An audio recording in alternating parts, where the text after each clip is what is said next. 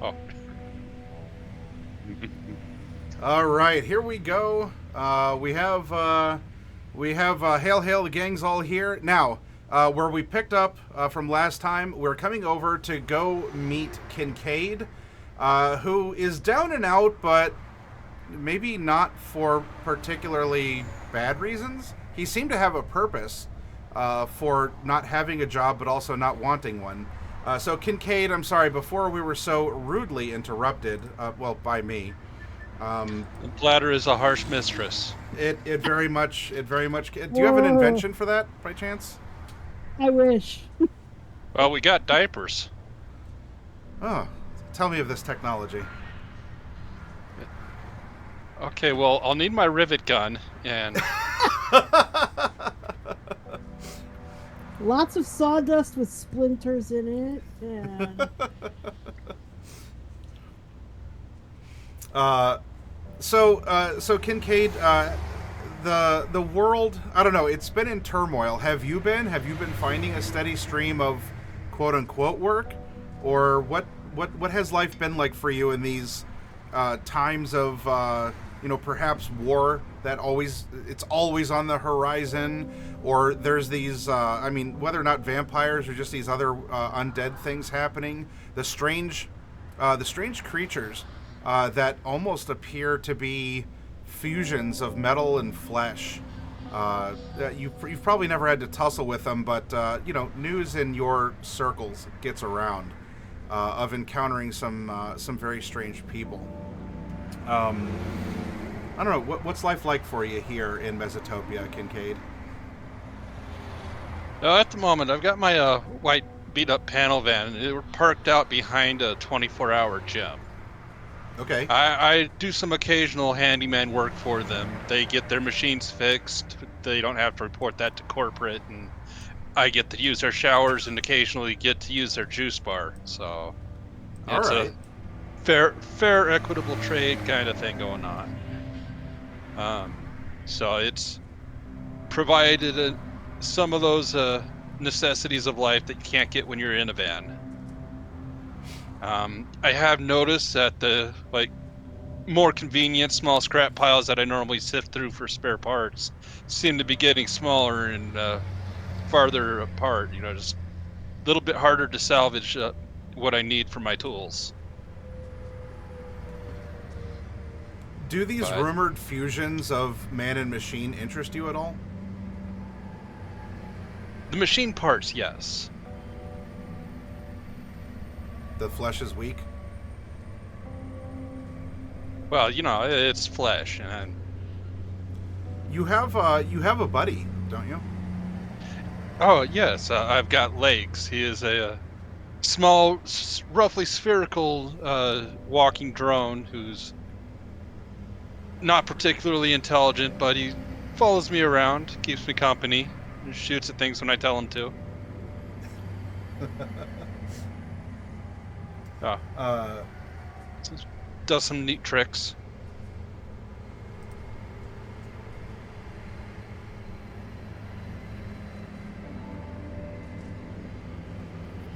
well, let's do this then. Um, Given the relationship you have with the 24-hour gem, a a manager comes out to whatever the night manager comes out to find you, and he looks well. He's frazzled, but it looks like he had been in a tussle. Like he's got some scratches on him. He's bleeding a little bit.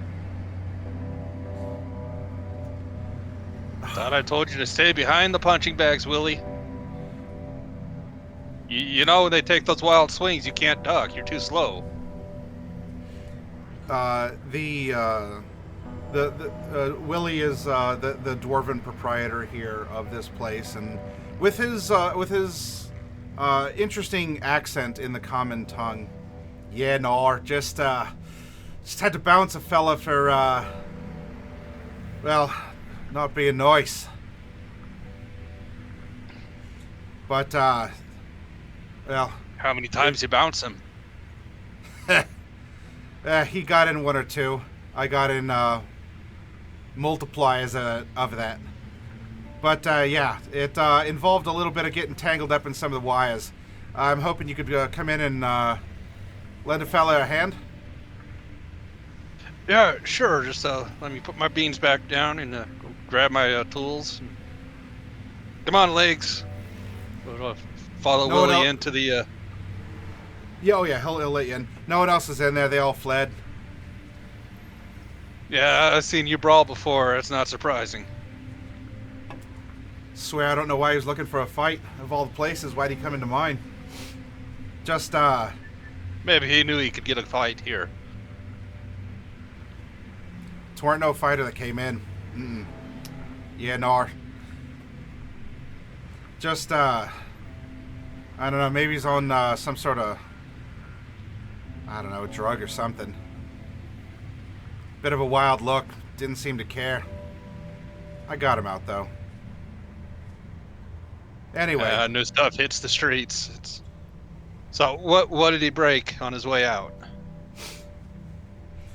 as you look around, there are actually several machines that have some tangled wires in them. There's certainly blood. There's certainly blood on them. So either Willie or this person, or maybe a bystander, might have been thrown in. Maybe bashed their face on a bar or something. And in fact, for poops and ha-has, make a medicine. I know it's not your strong point, but would that every roll could be our best roll.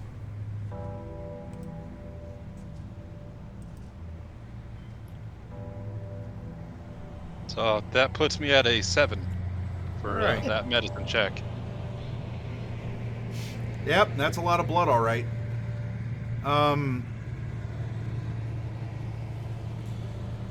But you say But- none of this is anybody we know, is it? Just some rando off the street.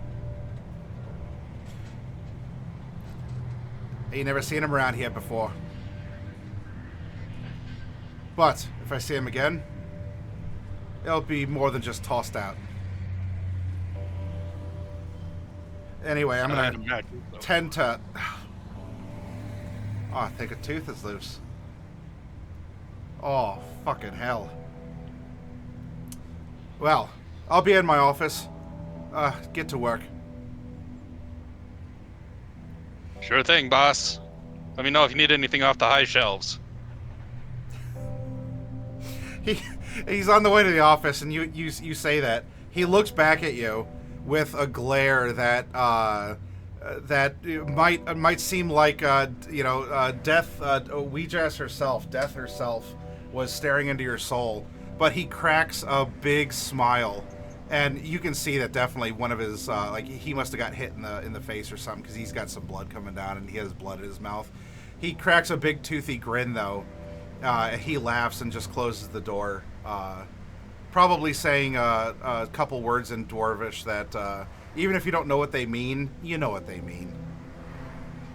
There's some comments that are universal. So you take some time, you look this over. Nothing is especially difficult, especially not for an expert in machines like you. Go ahead and roll the mechanics for me.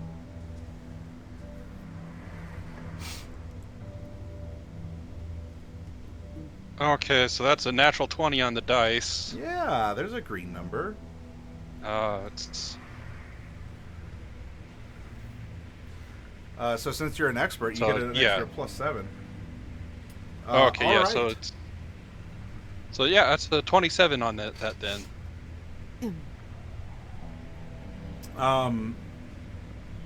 These are easy fixes.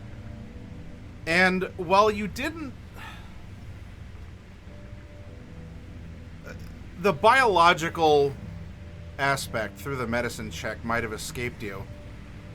But it really does look like...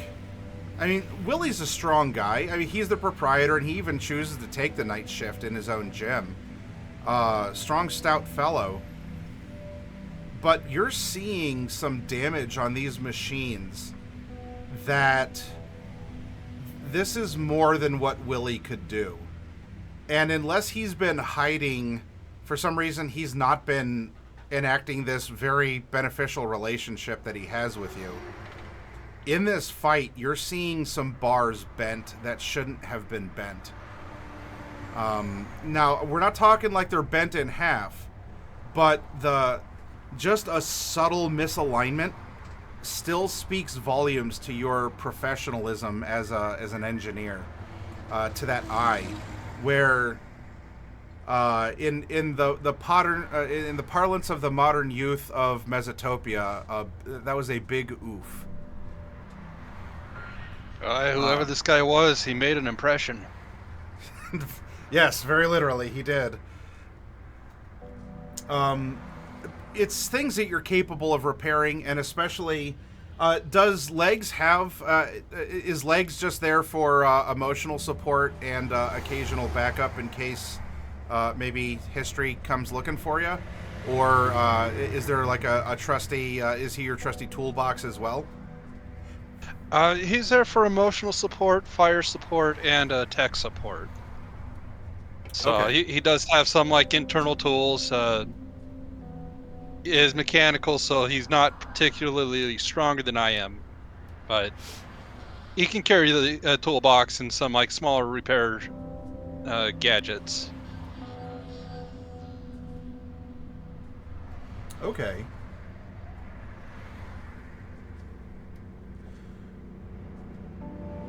You're thinking about this?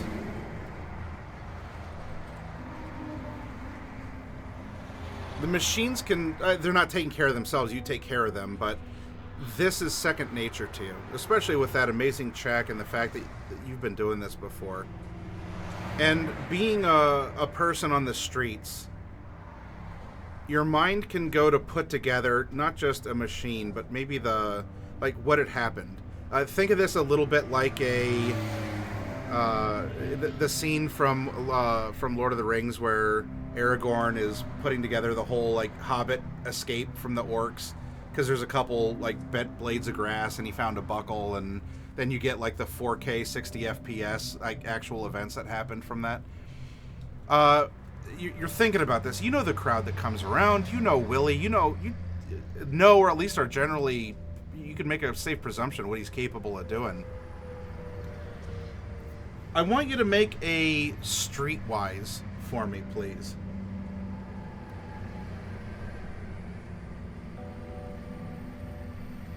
Okay, just a second here. And if I recall correctly, streetwise, like you're a man of intelligence and wisdom, even though you may not be a wise man. That's correct, right? Yes. Oh, that got me an 11 on the streetwise check. So now, I just want to... Oh, go ahead. Sorry, go ahead. I was just going to thank the earlier players for taking up all the good rolls for me. Just Okay. Sorry. leaving me with these. Yes, very well. Someone's got to be the underdog and the hapless hero. Does that character sheet take into account your ability to swapsies things? It might. I didn't. I'm not asking like wink, wink, nudge, nudge. Because wait, is streetwise intelligence or is that wisdom? That's wisdom. Okay. So yes, that does take into account the Renaissance thinking. Okay. Because I rolled a 6.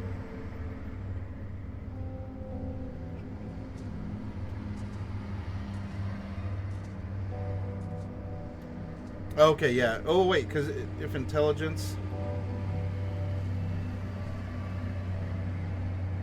Oh, right. Intelligence is +3, and then the 2 for proficiency. I was mixing up the numbers. Yeah, all right. So you're thinking about this, and you have this interesting ability where, for those of you at home, this is called Renaissance thinking. You have this mechanic who's being a bit philosophical. He's taken a logical approach, but he's able to, I don't know, to imagine or have empathy or sympathy through logic as well, and you're putting this together along with the machines, and the person who came in, it's not a direct piece of broken equipment, but you're putting together what Willie told you, and you go out and you look. And the handle to the door also has a slight bend to it. Now, Willie didn't notice because he probably didn't care to look after, trying to get this guy out of here. But whoever this person was, even walking in, seemingly had a very potent strength, enough that just pulling the handle left some bends in it. And then the things that either he was maybe thrown into by Willie, is he that strong?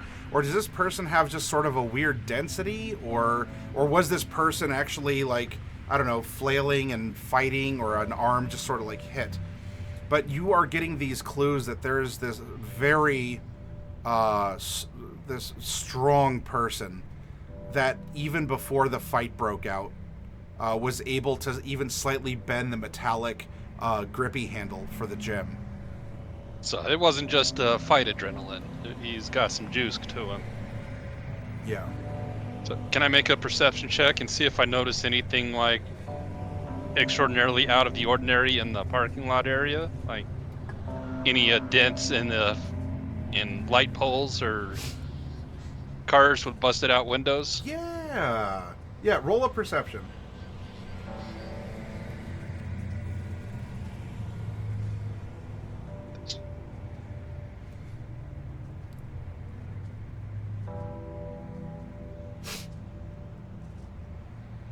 So that's there a we go. I mean, y'all are level 3. If you're not rolling 20 or above, are we even playing Everyday Heroes? Come on. I don't know. I've never played before. Are we? we have very high expectations here. No pressure, but if you fail, I'll eject you.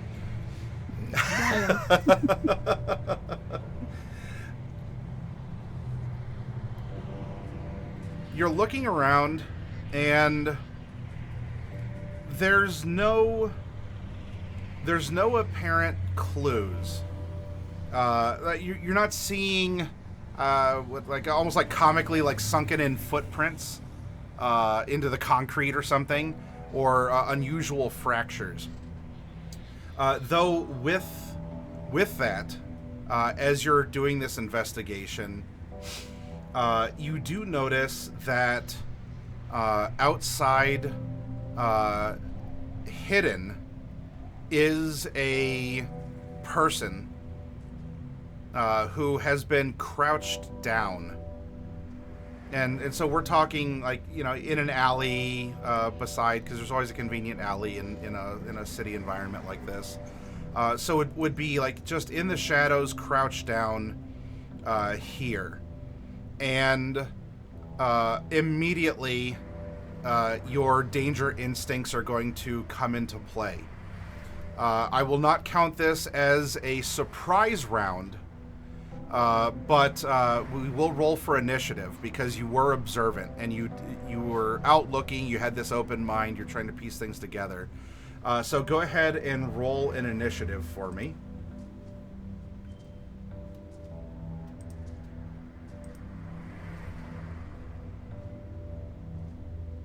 Okay, well that was a 5. So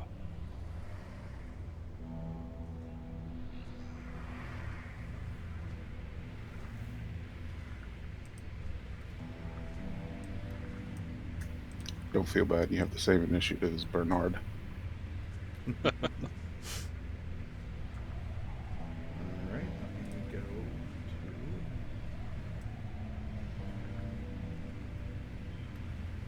my book of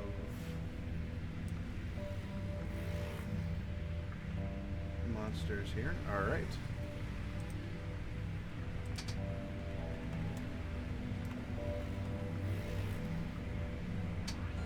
All right. I believe that so that'll be a 15 total. is going to beat yours. So you're not caught by surprise, which is good. Though there is a person who jumps out at you and is going to try and take a swing at you. And by a swing, I mean pulls a kniff and tries to, I don't know, harvest your organs with it here. So Not we're my going organs. to... Actually, can I do this? I need those.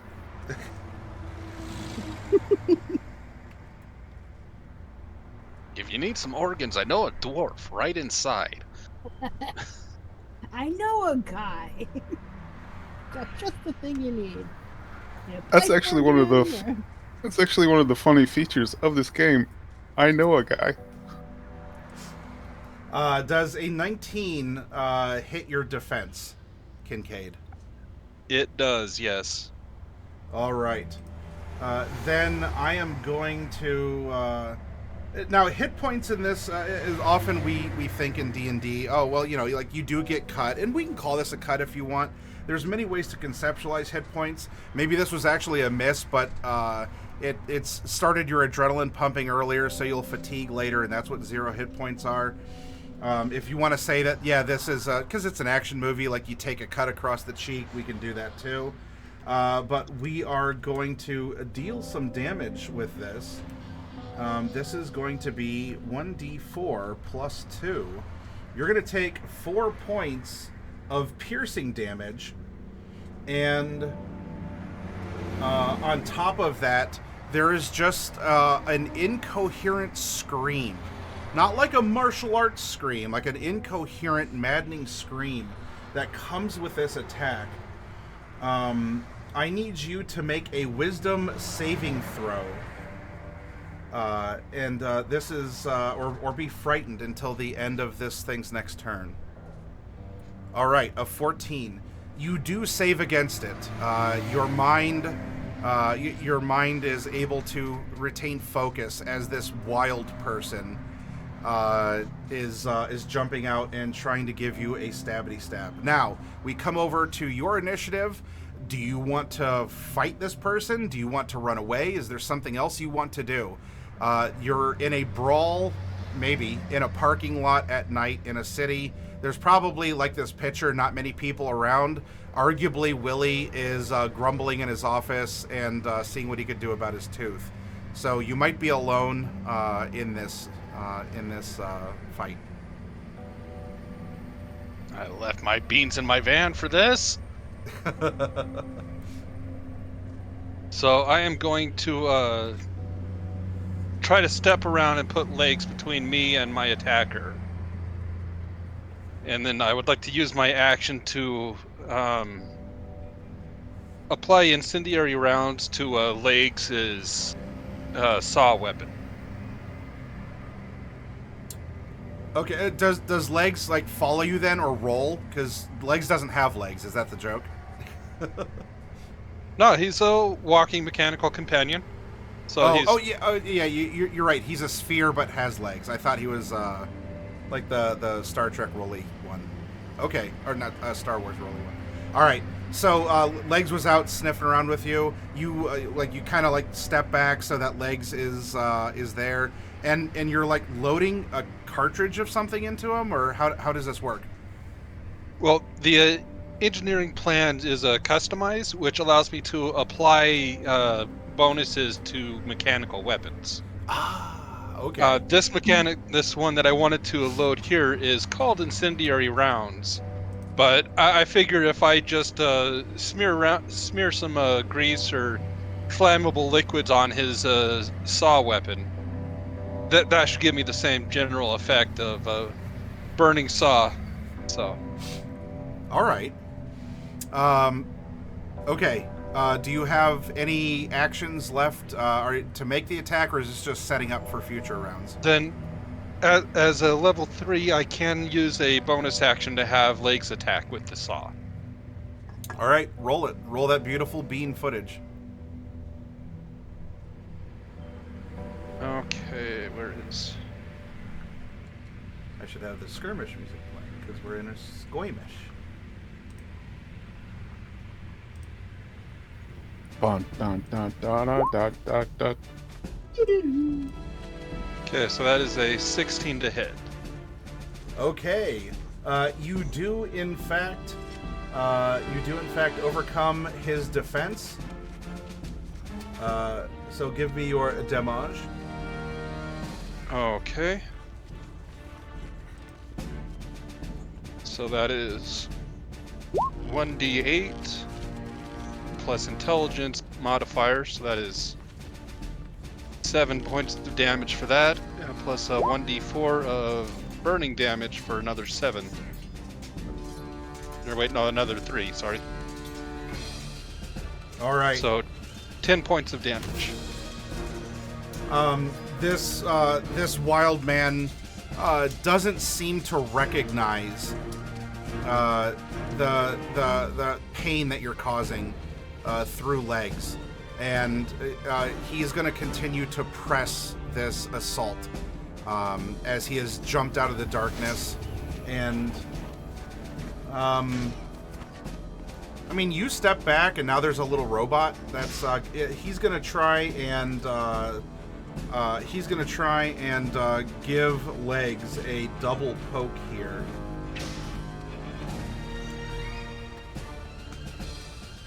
And so the first attack will most likely not overcome Legs' defense, as that's going to be a 6. However, the other one will be a critical hit.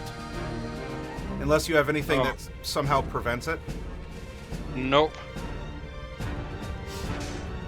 All right. So he missed one hit with the second, which it's kind of like hitting with both normally in this case. So we're going to... Actually, let me refresh myself real quick. I believe it's double dice, but I am going to double check what a crit is, unless any of you know offhand. But I want to double check it, so we're not just playing 5th edition and not trying to be in the spirit of Everyday Heroes. That could do something differently. Let's go. Critical hits. Critical hit, the attack's damage dice are rolled twice and the rolls are added together. The extra damage is not rolled for, including damage from ability modifiers, is added only once. Okay, yep, that makes sense. So we're going to come over here, and Legs is going to take 2d4 plus 2. Wow, okay, so you had the best of the worst. Goes and, I don't know, you're like, no, not in the USB drive. And yes, in the USB drive, but the dagger was flipped, so it wasn't exactly the USB orientation that was needed. So it didn't plunge all the way in. It was just the tip. That monster. So yeah, Legs takes some chip damage, 4 piercing. Back to you, and what are you doing here as this person is trying to savage your little buddy? So am I seeing anything about this person? I know it's dark out, but does it look like they have any kind of electronics equipment on them? Or are they just nuts and, with a knife in hand?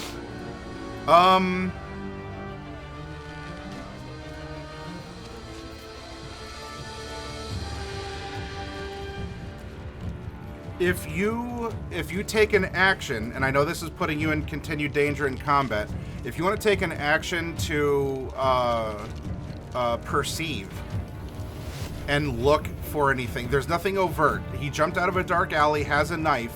Maybe he does have something on him. Nothing that's obvious.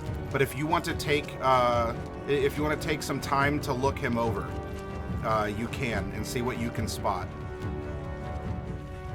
No, I think I'm going to go around the side and see if I can get him with my stun gun. Oh, all right. That'll work too. No, I cannot. All right. So you go into flank. Unless and the he's 6 just... hits. What's that? Unless the 6 hits. No, unfortunately not. So just wild, and maybe you go in for the stun gun.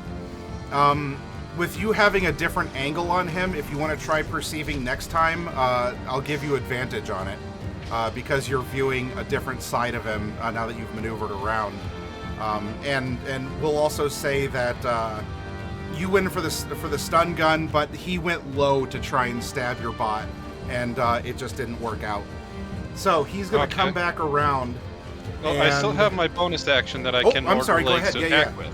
Yeah, I'm sorry. So, take that. Since he's bending low to hit legs, legs is going to bite back, or try to bite back. So that's a 21 to hit for legs. Oh yeah, that'll hit. That's not the D6, sorry. I'm still learning how to use a mouse. That is 5 plus intelligence for 8, and 2 fire, so that is 7 more points of damage. All right, and that was 7 on top of. I'm sorry. What was your first damage outlay here? This round? Last round. I believe it was 10 last round. 10. Okay, so he's taking 17. All right. I'm gonna try Willie. Willie, get out of your office, Willie. Could use a hand.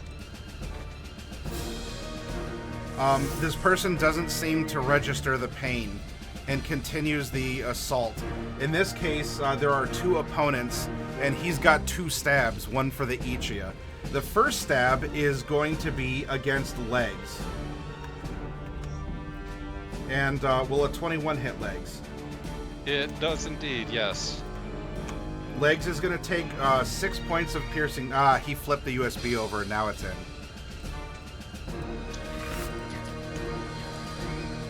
Legs is looking bad at this point. And then he's going to take a swipe at you, and I will definitely presume a 9 won't hit you.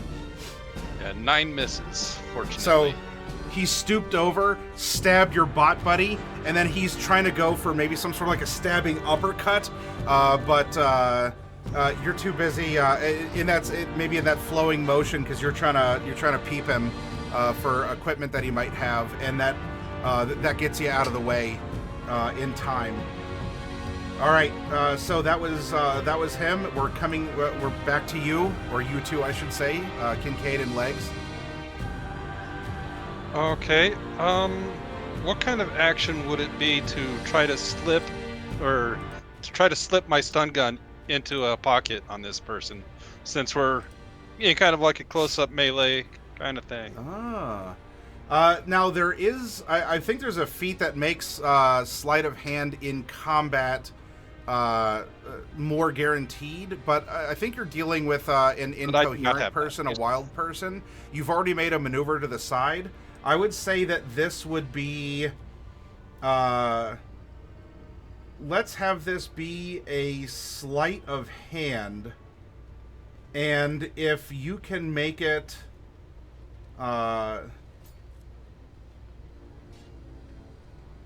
if you can make a sleight of hand that will overcome his defense, I'll say that you're able to plant your stun gun in his butt pocket. And that will do it. And we're going to call that a full action? That'd be a standard. You can still move. Or have a bonus.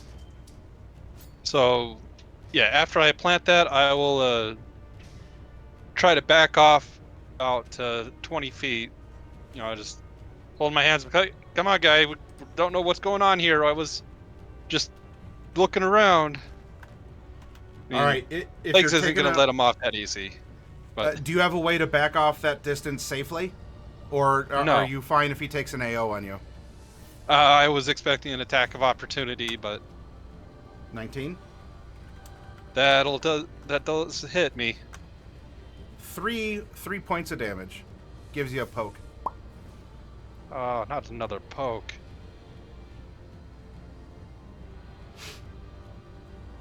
Okay.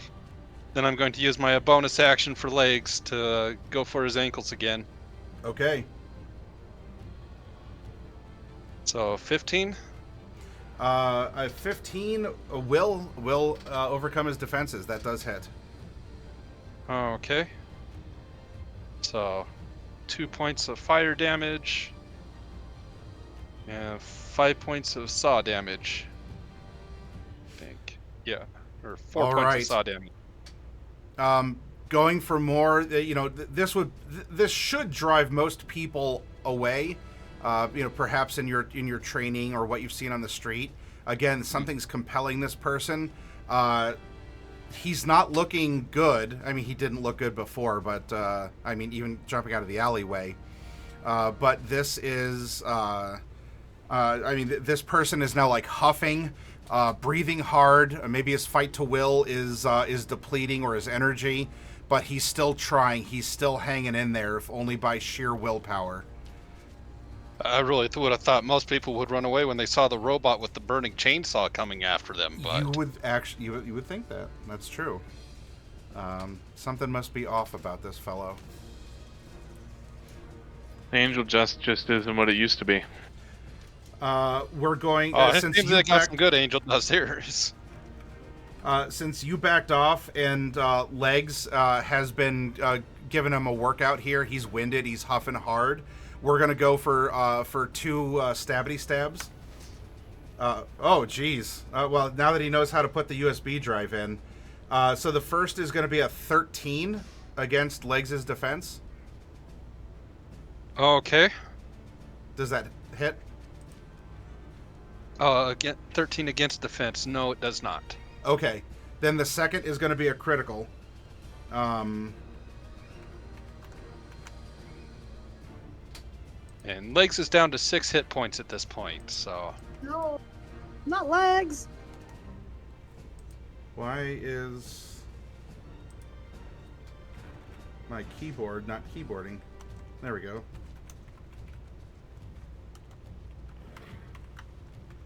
I think I'm getting hacked by Fragment here. He's trying to get into my system and give you advantage. All right, 5 points of pokey damage to Legs. Okay, so... Is Legs still in the battle? Barely, yes. Okay, he's on his last legs. Okay, so... Going to invoke a second engineer plan, Overload. Focusing on my stun gun that I planted on him. Oh, okay. So it says, when you enact this plan as an action, you cause any electronic device within 120 feet that you can see or that you have access to via network to short out, shocking anyone nearby. Each combatant within 5 feet of the device must make a dexterity saving throw against my plan DC, or take 46 damage with a penetration value of 4 on a failed save. Whew. Now that will hit Legs then. Yup.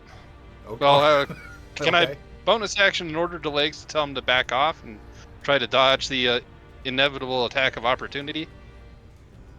If I don't know what your commands are to your robotic pet. If that is something that you can do in the whatever the action economy or the schedule of things for your class, I'll say yes, but I don't know everything that you can do that is special for your companion here. Yeah, I'm trying to look up the companion rules here. Hi, Arkin Forge. Good to see you. Companions. I'll need to snip out some art for Legs, too, so we can have him out with you as you're having the street brawl.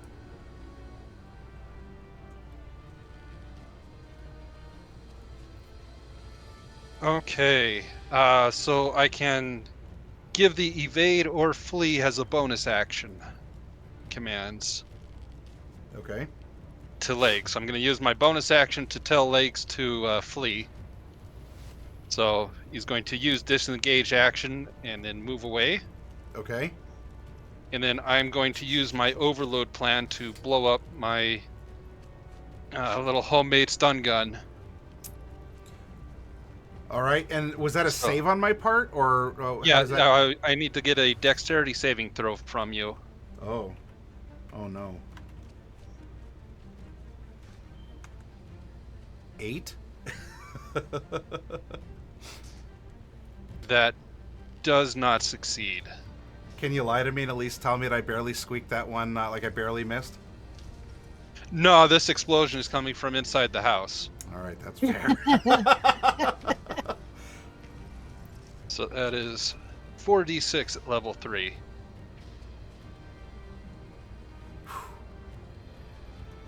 So it's like 13 points of electric damage. Or As this is a Yes. stun gun, do you want to go for the stun or do you want to go for the kill? I'll let you choose here. I The was raised stun, by quote, unquote. assassins. Say it There- again. I was raised by assassins. It's going for the big boom. Okay, gotcha. All right, so you're already backed away, and then Legs kind of skitters back, and there's just this moment where he's there, hunched over, he's got the knife, and there's just this beep beep beep beep beep beep beep beep beep beep beep coming out of his butt, and he just like turns around as his poor quality lithium battery just explodes. And but by the way, for everyone in the audience, this is hearkening back to conversations off camera.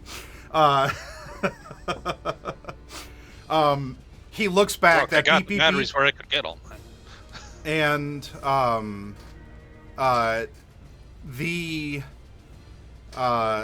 the character is twitching. Is probably only twitching due to residual electricity. Is most likely dead. And you and Legs are safe from any further harm from this individual. Though now that he's laid out, his other pocket that you didn't plant your stun gun in, there does seem to be an electronic device there, as he had a phone in his pocket. Wish I had seen that before I blew up my stun gun. You But might it's be able got to a get battery new in it too. Is it the same lithium battery here? I can make a new one. You He's just might happy be to able see to fix it up. Yeah, I believe And- in you. I will pick up the remains of my stun gun and his cell phone and slip them into a secret compartment on Legs. And can I check the guy out? See if his facial features or what remains remind me of the dents in the gym equipment? Like trying to figure out if this is the same guy who was giving Willie trouble earlier. Yeah. There's nothing that is coming across as particularly. In fact, even reflecting on the combat, he could have. If this person in the gym could do that to the metal, you would have been stabbed a lot harder than what was happening here. He's just sort of like flicking it around and going in that direction with it. This wouldn't be inserting the USB. This would have been like just absolutely Slamming the hard drive home. Yeah. He was actually like installing a new hard drive. Yeah, it's as you're out there and you're looking that over, did you take his phone? Do you have it? Yeah, I think I'll pick that phone up and kind of pocket Okay. it. Look at it, see if it's unlocked at all, or It's just, not it's replacement functioning, components. probably due to the electrical burst, but it could be something that you could end up repairing. It doesn't look like it's cracked or broken in half, and if it's just a battery swap out, you got this. You got it, Kincaid. Though behind you, there's a as the front door to the gym opens, and Willie comes out. Kincaid. You missed the fun. Well, I was about to say that maybe you did. I have someone who apparently is here for you. They parked out back.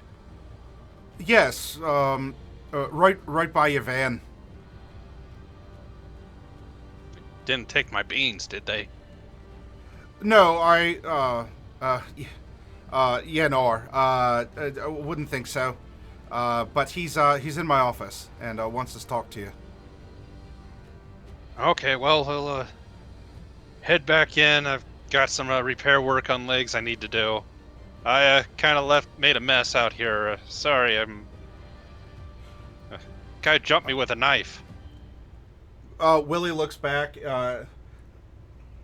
Tell you what, I'll clean up out here while you when I have a sit down. He wasn't this charred at first. I understand. Why don't you just go have that sit down?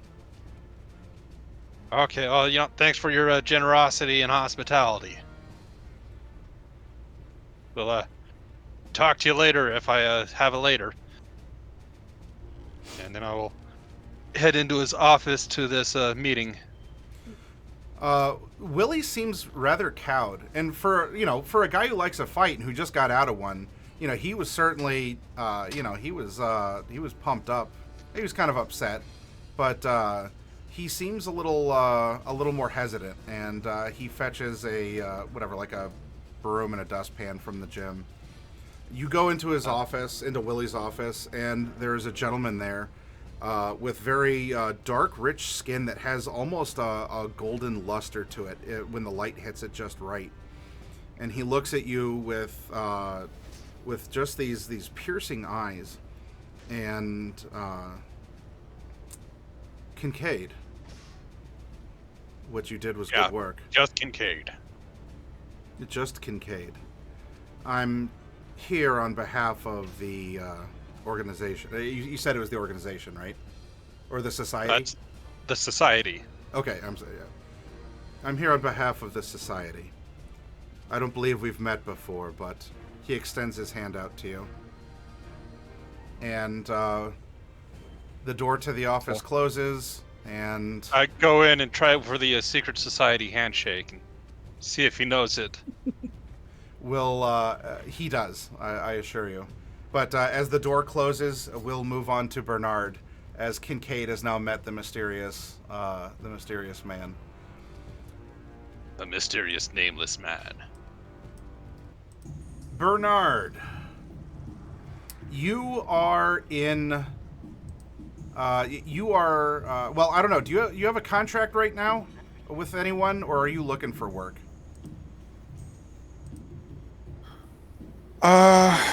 He is currently between contracts. All right. Oh, that's not going to show up well. Let's do this. Whatever. I'll make it red. His last assignment didn't end quite well. What happened? Don't worry, I won't tell anyone.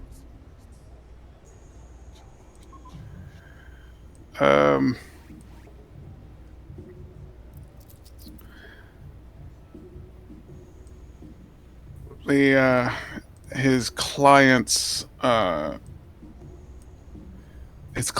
kid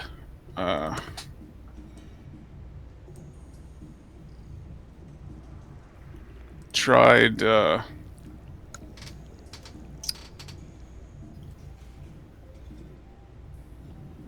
taking Trisha. Oh. And what? No one touches Trisha.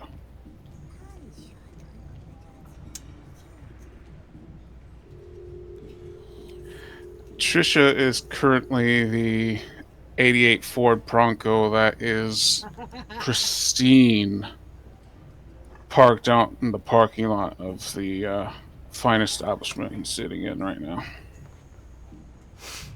The fine establishment you're sitting outside of, and it could be your choice if you would like to be working security on a temporary contract basis, or if you've come here to relax or try and have some of those to dull down the excitement from before.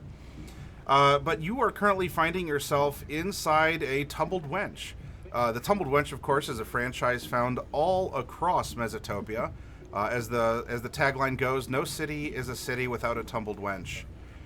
And this one in particular is newer, so it has a lot of more modern fixtures. It's going for a newer, trendier wench. Some have an older classic style, and that has its own appeal.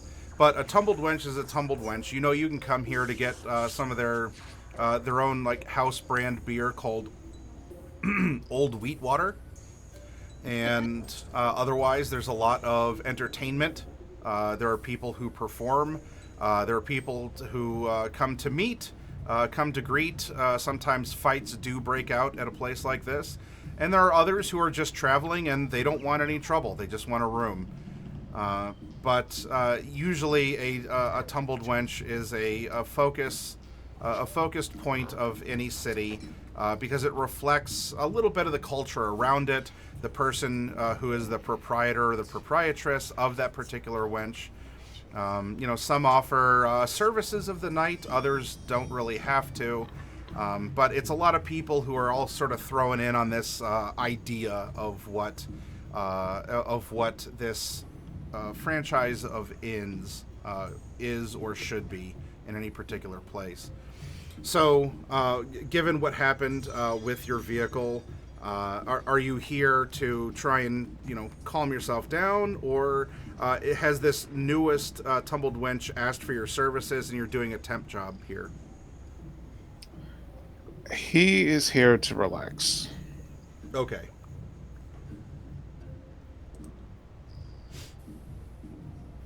And what is your drink of choice? Like, bring us into an evening. Bring us into an evening of what Bernard Thorne does to put out the vibe, or to try and catch the vibes of people. What do you like eating? Bring us into your character. In fact, it looked like you tried to have a supersized jawbreaker at some point in time, because I also noticed some scars up your cheeks, Bernard. Yeah, those are scars from a sordid past.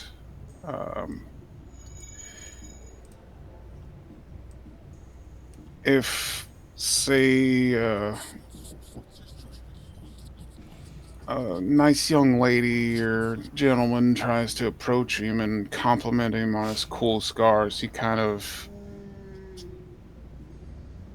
tries to change the subject. They're a bit touchy. But he's currently sitting at the corner there, and he's nursing a mint julep and a bowl of pistachios. Okay.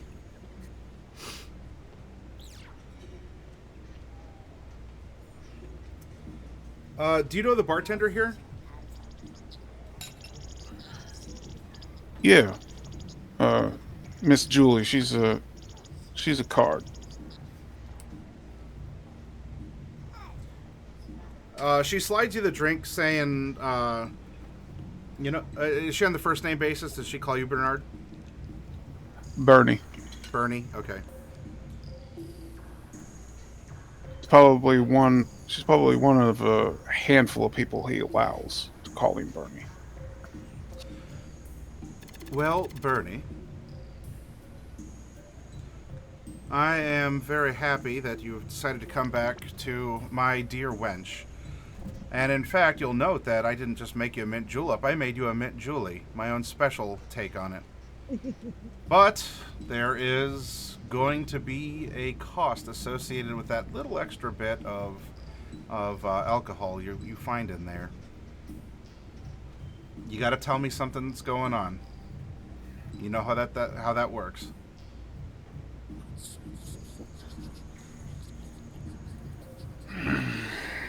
Anyone I should keep eyes open for? Anyone I should... The Rogers boy. Oh, really? And she leans over, and Julie here, in fact, we can treat her kind of like I had these vampire barmaid minis here, so she'll lean over and she'll definitely give you a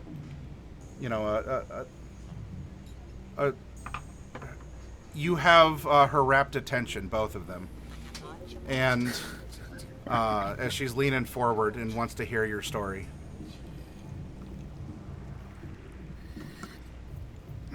The Rogers boy.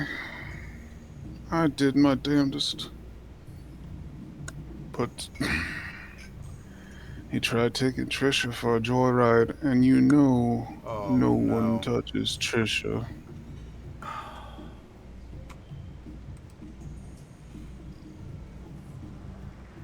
What'd you do to him?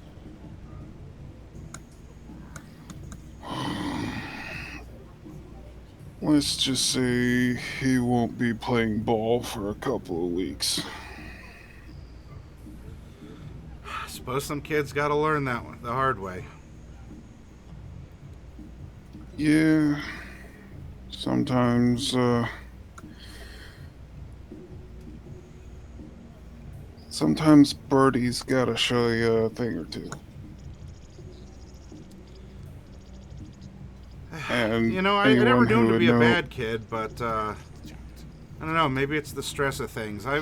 You've probably seen it too, Bernie. But I don't know. A lot of people have been coming in here. A lot of people are worried about, this supposed war that's looming, or all the other crazy, fucked up shit going on around the lands here. It's nice because it's kept a lot of the petty squabbles down between the different countries, but there's there's an unease. Have you felt it? Have you noticed it too? There's just something weird in the air. I have. Even old Hank has been feeling it.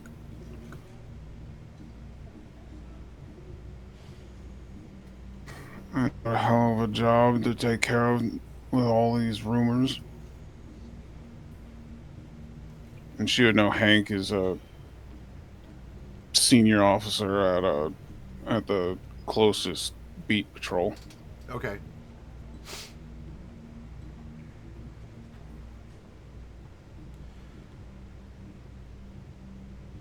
Well, it's been interesting for business. I've learned a lot. And, well, if I'm in good business, you know that you're in good business with me too, Bernie. So I want you to sit back and enjoy that. It sounds like there's been a lot on your mind or on your muscles. If you need some help, working out the aches of those muscles, well, you know where to find me. And after my shift, I know a place we could go. Wink, wink.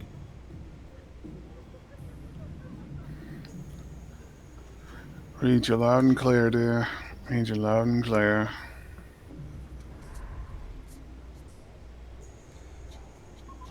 I felt like I've been read many times, but you ain't never touched the pages.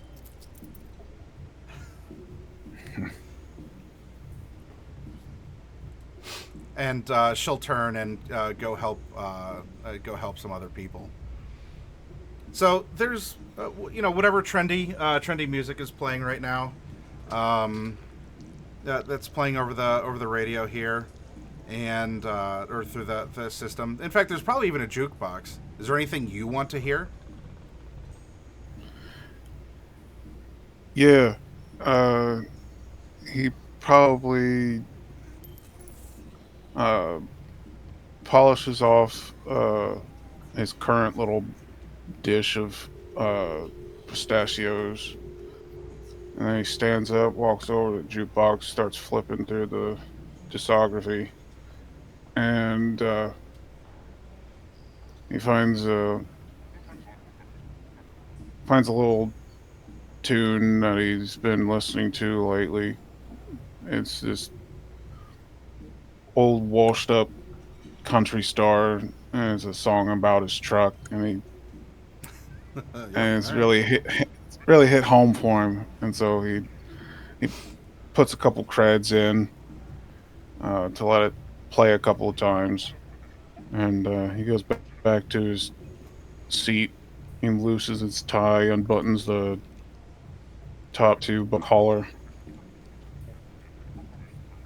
and kind of nurses on his drink again and sets it down, and he goes into like a thought mode. He pulls out and he starts scrolling past all the messages from Captain at back at base, chewing him out for fucking up another assignment. And he sets the phone down, just gives a hefty sigh and polishes off his drink. The doors open, and there's some raucous laughter. It's nighttime. People do that. That in itself doesn't really grab your attention. People are coming and going under the tumbled wench all the time. Though you hear the unmistakable accent, the Shadowhar accent of the common tongue, found here in Mesotopia. So I says to Wowa, I says, "Oh wait, oh, we're here. Well, ladies and gentlemen." And many turn. Maybe you do, maybe you don't. But there are you're playing it cool and you see the reflection in your cup. You play it the way you want, Bernard. But there's a trio of, it looks like Shadowhar soldiers. They're dressed in formal uniforms. They're not merchants or even citizenry, because seeing more average Shadowhar citizens has been something that has been happening more and more too. Not just people in sumptuous outfits or luxurious cars or military uniforms or military craft. But these are three young,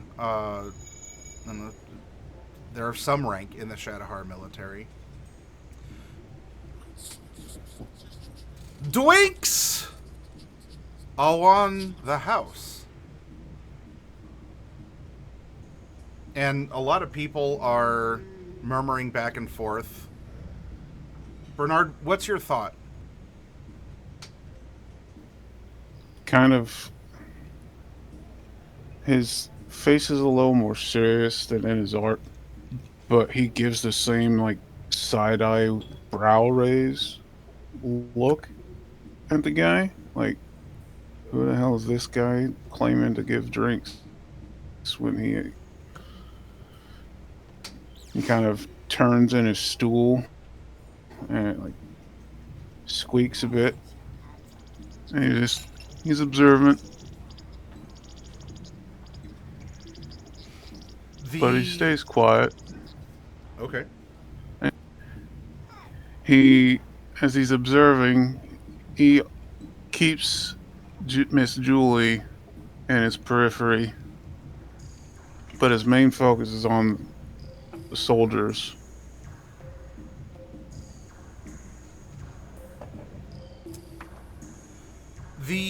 And go ahead. He's currently wearing really nice driving gloves. And he does that whole tugging at the fingertips thing to start slowly taking them off. Okay. But discreetly, like just in front of you? Yeah. Okay. And he tucks them into one breast pocket, and he reaches in the other breast pocket, and you see a different pair of gloves, fingerless. And he lays them on the counter. And as he does so, another glance at Miss Julie and a nod. And he just watches. leader of these 3 young soldiers walks up to the bar. The other 2 are standing, and they're in the middle of the saloon section, the bar section of the Tumbled Wench, because you can just go in and get an inn and just go upstairs. There's a place you can eat on the side. This one does have a small stage, but you were at the jukebox. There's no one who's playing right now. He comes up and he puts some money down on the counter. Ah, my dear Miss Julie, we have a tweet for you and for all of your patrons. Oh, and what's that going to be, Slider? Swider. You don't know how to pronounce my name. Slider. Swider. Swider. Accent on the dare.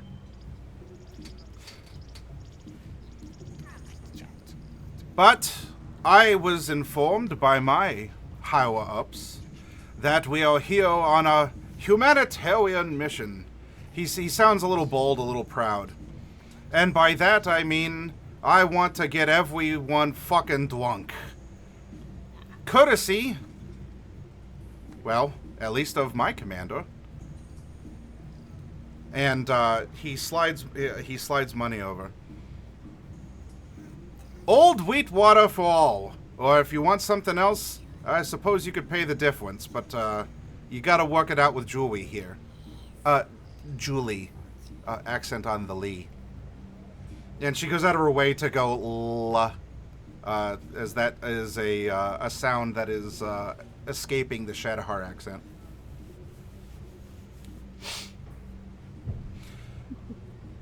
And the head soldier goes out to the other 2 and is doing a little bit of grandstanding.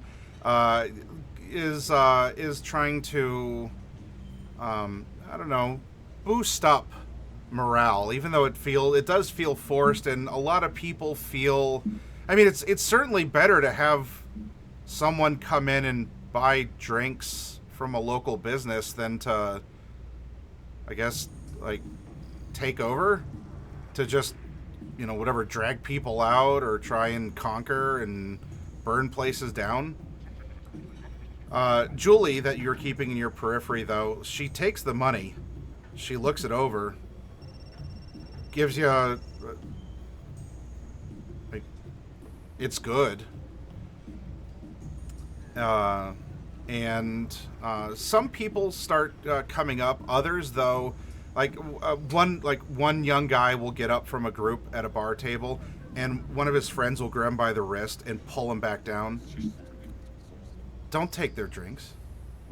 They're not us. They're not from here. They're free drinks. They're not here to... And there's now a raised tension as the soldiers aren't bickering with anyone. They're certainly a presence. They're in their sharp black and red uniforms.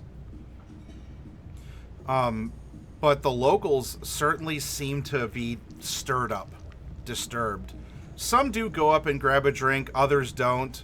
A couple tables, people just are giving the soldiers a real big stink eye. Crossed arms. And sitting like they're not getting up at all. They're not going to partake in any of this foreign aid and charity that these invading soldiers are offering. In your experience, Bernard, this is dry kindling right now. This is absolutely dry kindling that is just waiting for a spark. All of your danger senses are tingling right now. That you're already in an atmosphere where some people might have already had too much to drink. There's already woes going on, and then you have this grandstanding by these unwanted foreigners who are doing something that is supposedly charitable, but is being taken poorly by many of the locals here. What do you say or do, if anything?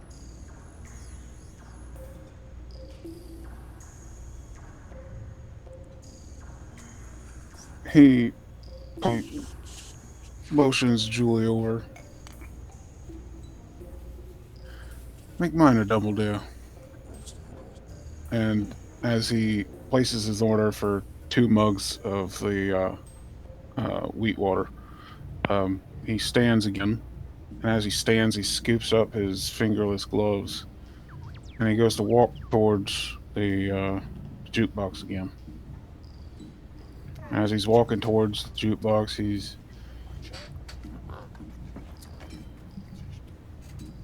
chalantly, he's it's obvious that he's making it a show, but it's obvious he wants it to come off as just something he does. And he begins tugging the gloves on. And as he does so, and he snaps them around his wrists, and he does a jerk motion. As he does the jerk motion and makes a fist, there's a gleam on his knuckles as they're armored. And he steps up to the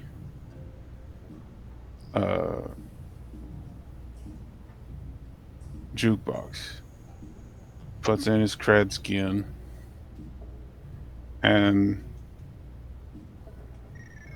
it starts playing a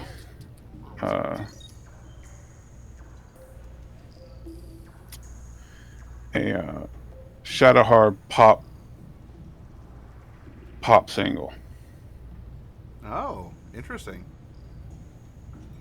Finally! Someone with some taste. The leader of the soldiers turns around and looks at you standing at the jukebox. This is an old song back from our homelands, but I presume it's new here for you.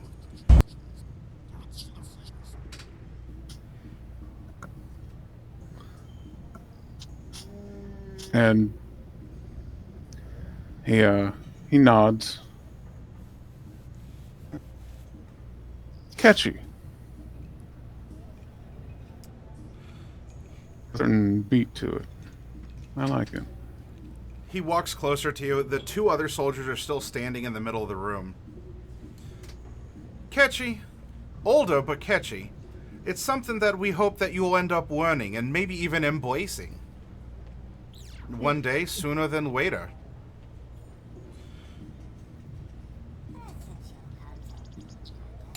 Mayhap. Thanks for the drinks. He saunters by him, and as he passes,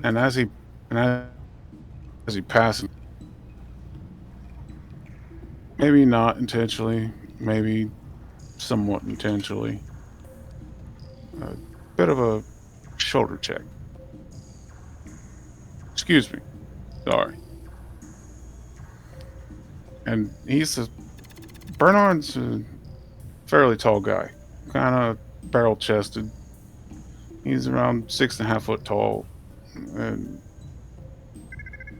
200 some odd pounds, and he carries it well. And he walks past, not even turning, and he returns to his seat. He doesn't sit, but he grabs one of the mugs from the counter and he raises it to Shadaha, and he begins to chug. The shoulder check is met with restraint. He takes it, looks down, and straightens out his uniform a bit with a shoulder rub. One of the other 2, I guess junior in rank, takes a step forward, with hay, and the other holds him back. Not that he's not swinging and whatever, like just spitting out cuss words, but he takes a step forward, like, hey, you just checked my man, and he looks over, Lieutenant. You sit, you complete your actions, you sit, raise your mug to Shadowhar. The lieutenant turns to everyone. To unity and peace between all nations. To Shadowhar, I suppose. But you might want to be careful with those words in your mouth. There are others here, and he looks over at, especially at the ones who were giving him the stink eye when he was making this gracious offer, who might actually want to cause harm to you for saying such words. You have my respect, at least, for what it's worth. To all of you,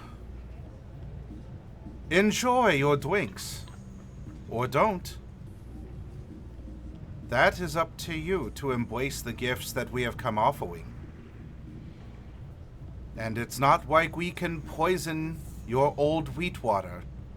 If anything, it would be Julie over there.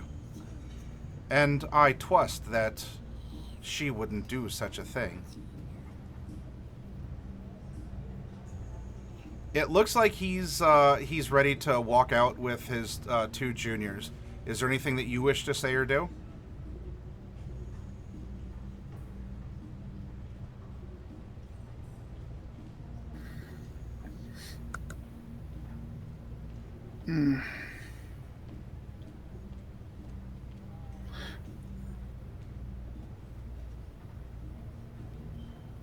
He to the lieutenant.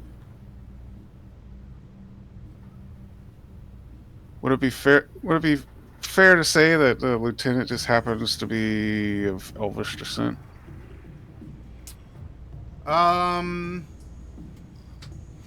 No, this lieutenant would not be. He would be human. Actually, no, hang on.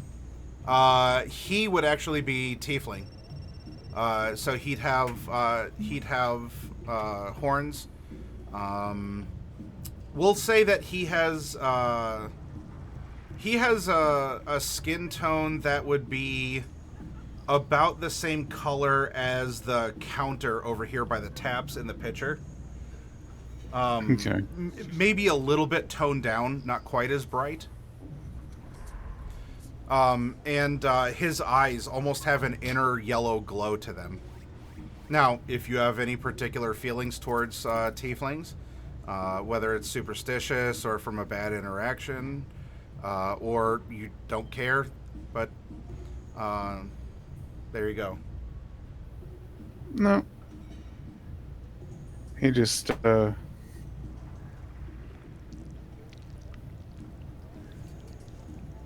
gives them a wry smile and a wink as they go to leave.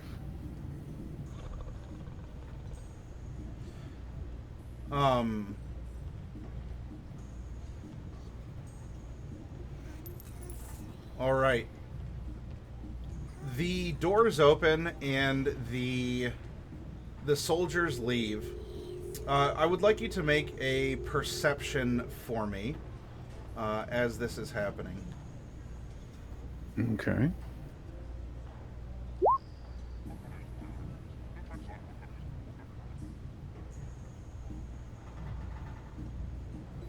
That's a 22, my guy. Yep. Sorry, I was scrolling to what I need for things and stuff and reasons. Gotcha.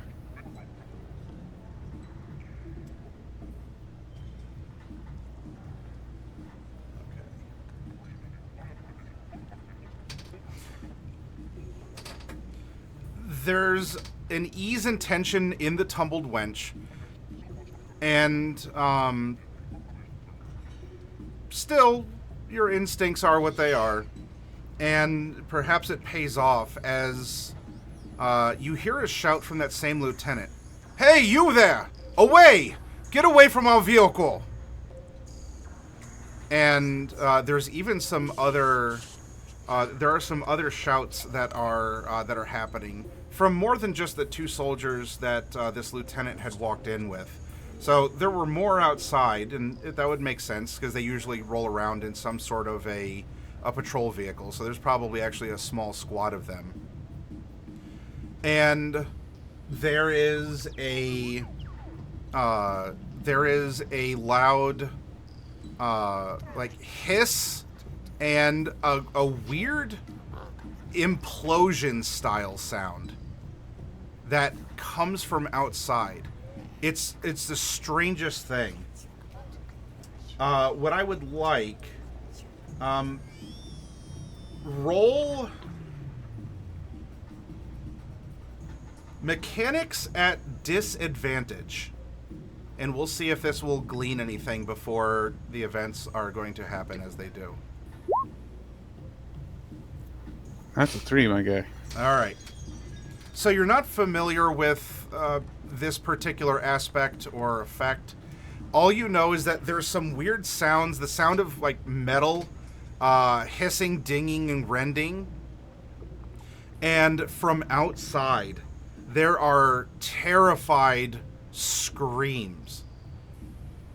And there are terrified screams and howls. And when I mean howl, I mean a weird high keening, almost like what the engines of these Shadowheart ships sound like when they're moving. But it doesn't have a distant or muffled. Like this is, it is happening right outside. And a lot of people in this room stand up and they start scooting back towards the bar, towards where you and Julie are. As the soldier, the lieutenant who had come in, staggers inside, though he doesn't appear to be injured. Kind of stooped down and has weird like head jerks and shoulder hunches going on. And as the door is open, you can see all kinds of lights streaking by, and you can hear the screams of people out in the street as well. And the lieutenant's head snaps up and at an angle. And with the lieutenant's voice, though it is not... it has almost like a double voice to it. You're hearing primarily the voice of this lieutenant, but there's something almost like an echo that's half a second behind, or is saying the same words except inhaling instead of exhaling. Very weird. Your wife. Give it to me. So vibrant. Must have. And everyone is clearing, and this lieutenant who has a weird, who has like a weird hunch and a jerking behavior, lunges forward. Now, this is not a surprise. We will roll into initiative, but we have this odd character now who apparently is coming for your wife. Bernard, are you married? No, and as he's being obviously aggressive towards me,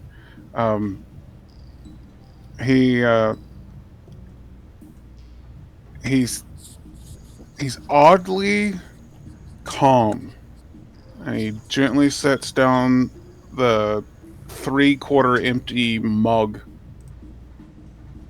that he's been drinking from. And you see him even loosen his shirt even more, and as he does so, the tattoo becomes even more visible on his neck. And you see him roll his head, and he gives this toothy grin, and he starts cracking his knuckles in his palm. And he says, "Sorry, bud. I'm not accounted for, but if you want to go, I'll go." Roll initiative. Try and beat my 5. Oh, all right. Hey, cool. That 18. That all right. Yep, yeah. Beat it by more than 10. Is that a critical success? It's you don't have a clear line to him unless you have ways to like jump across the tables. And there are people in here. There's also flying creatures outside that you could see that are forming the backdrop of things. So if you wanted to rush up to this character at the front door who's just sort of taken a first aggressive step, I would say that it would count as hazardous terrain. It's 2 for 1 movement. So you could double move across the room, and I'd say it'd pretty much consume all of your movement. If you want to move. If you have a bonus or something, you can. Or if you want to wait and have it come to you, or you want to do something else. But especially, well, I don't know if you care for bystanders or innocents, but there's also a lot of innocent people in here, including Julie, who is...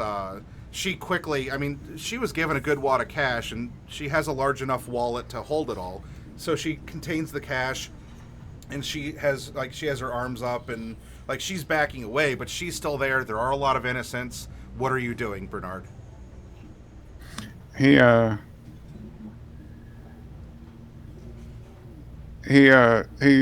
takes a look at Julie and he says, "Julie dear, why don't you fetch Barty for me?"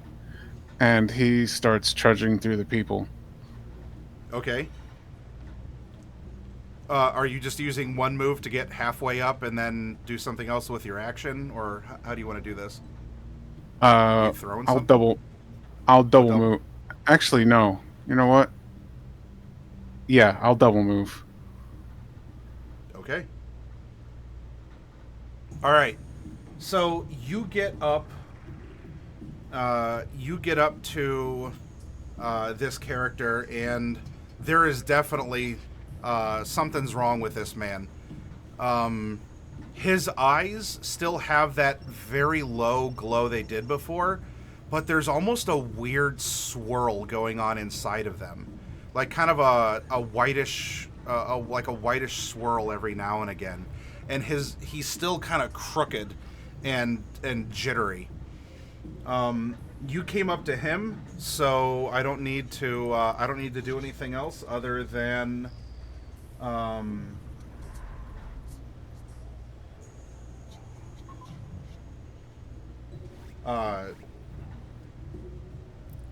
an otherworldly kind of fire is now emanating from this person's body.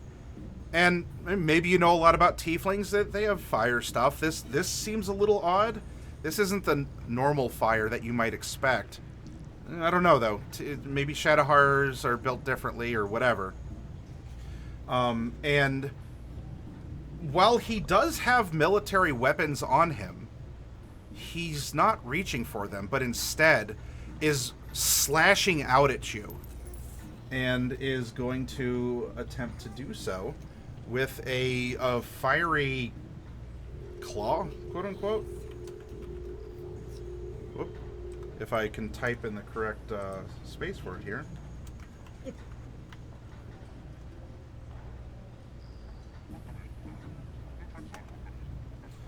All right. Does a 20 overcome your defenses?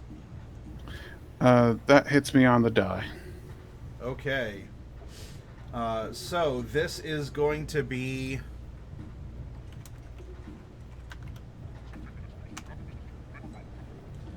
4 slashing damage and 8 fire damage to you, Bernard. Okay. As I take that damage, he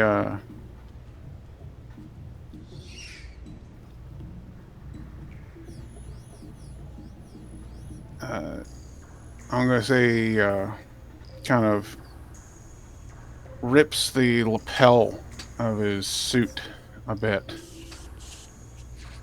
and he looks down at it and looks back at the guy. I just had this freshly pressed.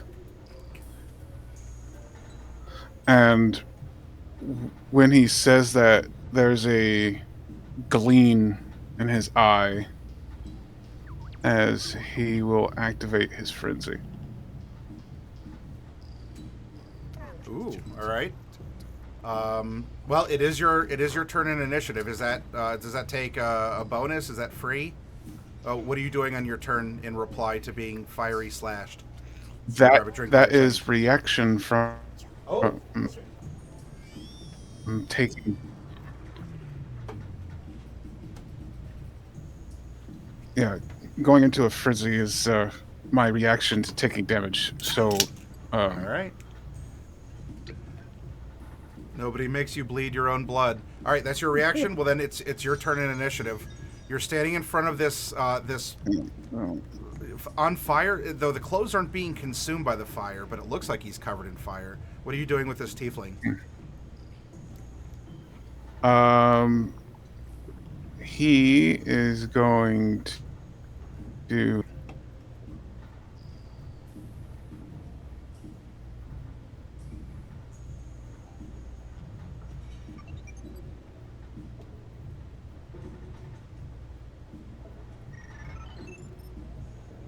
I think you have your knuckles on from before.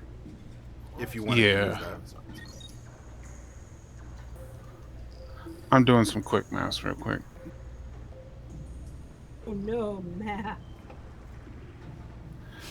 Yeah. Um.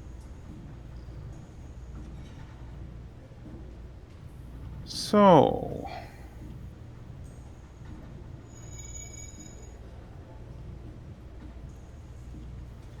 Yeah, I am going to.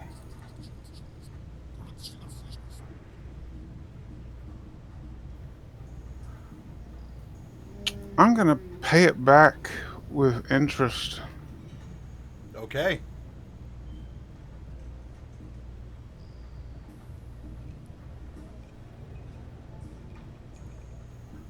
And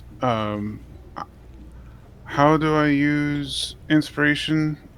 Is that an advantage on the roll? Just tell me that you're using it. I think you have a fickle god's favor if you want to use that and keep the. Bernard has one currently floating. So if you want to use that, that will turn disadvantage into a normal roll or a normal roll into advantage. Yeah, normal roll into advantage. Are you using your fickle god's favor then? Yeah. All right. For the record, Dr. Kent has 3, Kincaid has 1, and Fragment has 1. Okay. How do I turn on advantage?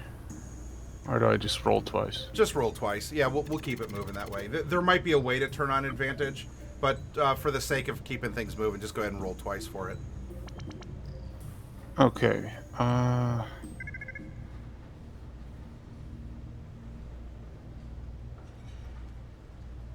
So payback gives me a +2, and then with interest deals an additional d6 of damage.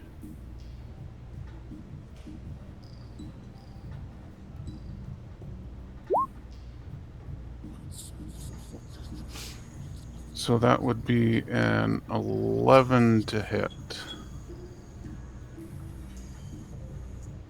All right. I think that already takes all your numbers into account for your 9s there. Let's see. So yeah, 1d20. So that's 20 plus your strength mod. So yeah, you had 4 plus 3 plus 2.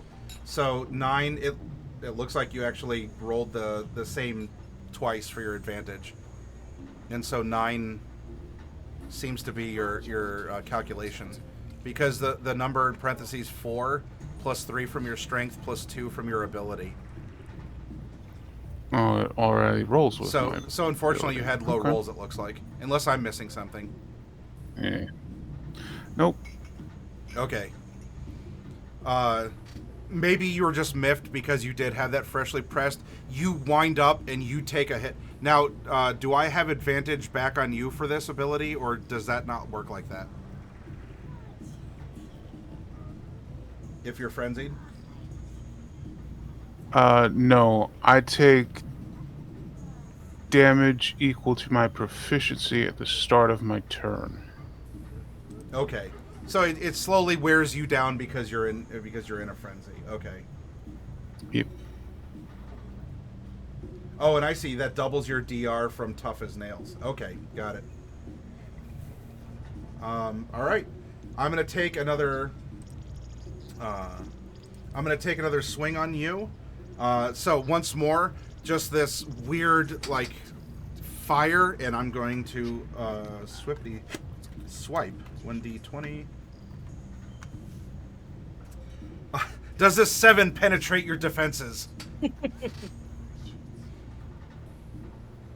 So we're actually having like both combatants are boxing, but they're avoiding each other. All right, it goes back to you, Bernard. That was all that this character has. I get 1 big attack. I get to double damage if I hit with my 1. What are you doing?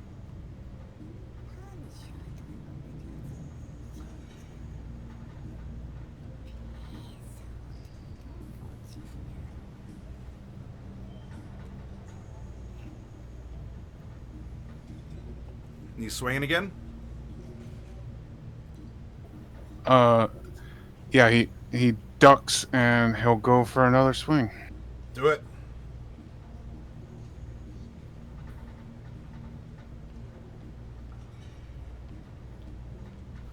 Though, he is taking a quick look over towards the bar to see if Miss Julie has showed up with Miss Birdie yet. It's really just been what 12 seconds. Yeah. But so You then wanted her to go fetch someone, right? Oh no, not someone, something. Oh, wait. Then what's the thing? I might have missed it. Birdie as well as his main damage dealer. Oh, gotcha. That's right.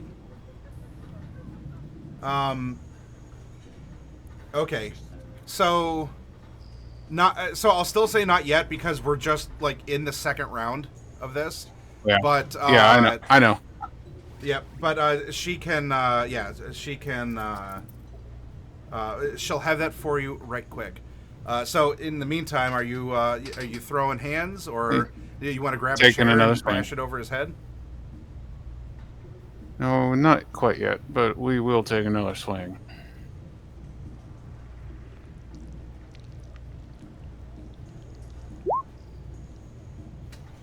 All right. Well, you certainly overcame his defenses. Unfortunately, though, it must have been a grazing blow on the chin. Damage is 4, and so it's something. But you're not laying out this lieutenant or lieutenant if you want to localize it to his accent. But that is noted. You make some contact, but maybe the erratic movements you didn't expect from this again, like strangely contorted now lieutenant instead of the joyful one from before.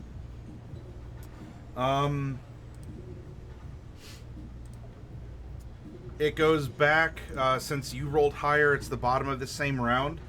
Same thing. 22, I believe, overcomes your defenses. Yes. And so this is going to be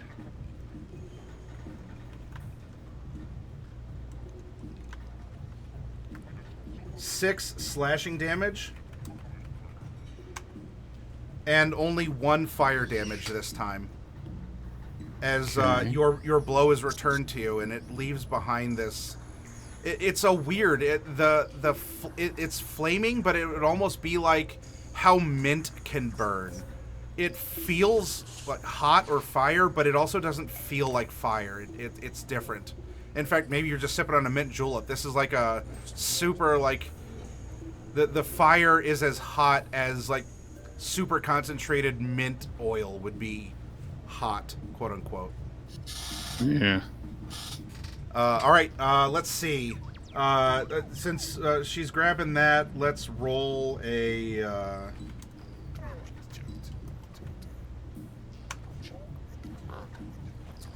All right, she doesn't have it yet for you. Hey, hang on, Bernie. It sounds like she's yelling across. There's people who are screaming, and one of these like streaking light things enters into the tumbled wench and starts flying around inside the bar. All right, so that's environmental. She doesn't have Birdie yet, so it goes to you at the top of the round. What do you want to do? Yep, he's gonna.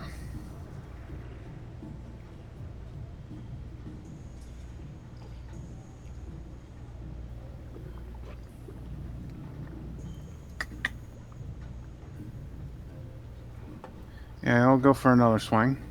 Okay. You're by the entrance if you wanted to try and push him out or like bully him out, or there's improvised weapons all around you if you want him to. And nothing hurts. I mean, it hurts. It wouldn't hurt to just take a classic swing either. I'm going to.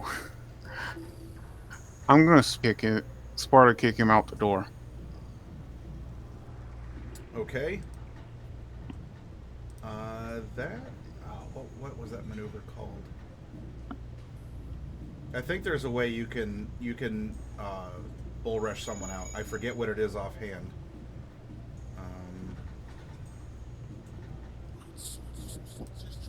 We'll look this up real quick. This might be under combat. Chases, complications.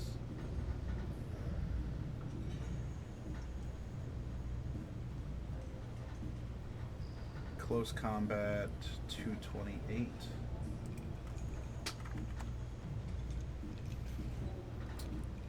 Alright, melee attacks.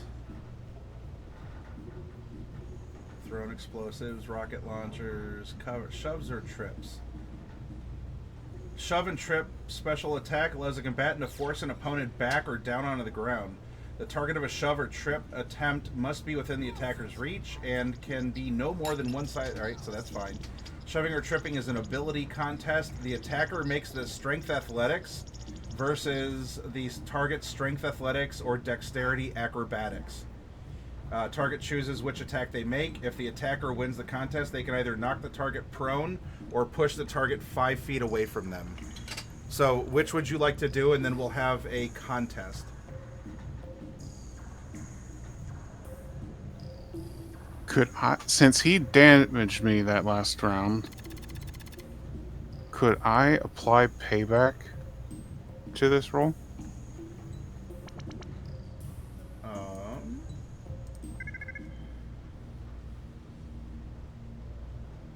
You gain a +2 bonus on one attack roll against an opponent who has damaged you.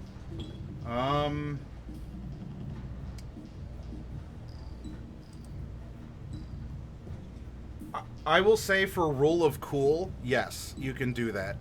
I think by the rules this is technically not an attack because it's a skill contest, but I absolutely believe in the rule of cool. So go get him, Tiger.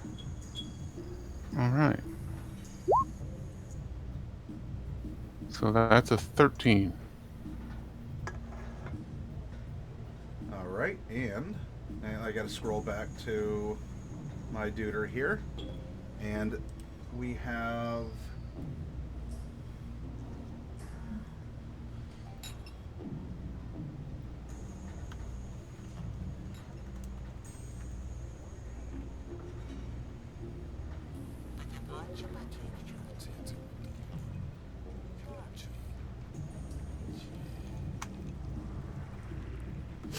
versus 0.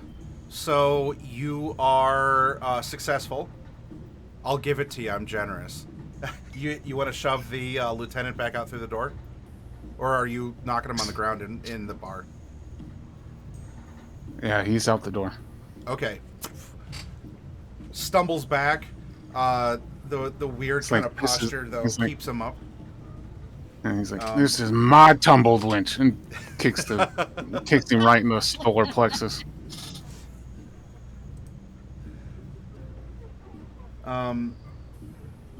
The character... All right, so the lieutenant's going to look up, and the eyes are going to flare up with that weird kind of unearthly white that matches the fire. He's going to hold his hand out, and boom, fire will actually spit forth from our lieutenant here.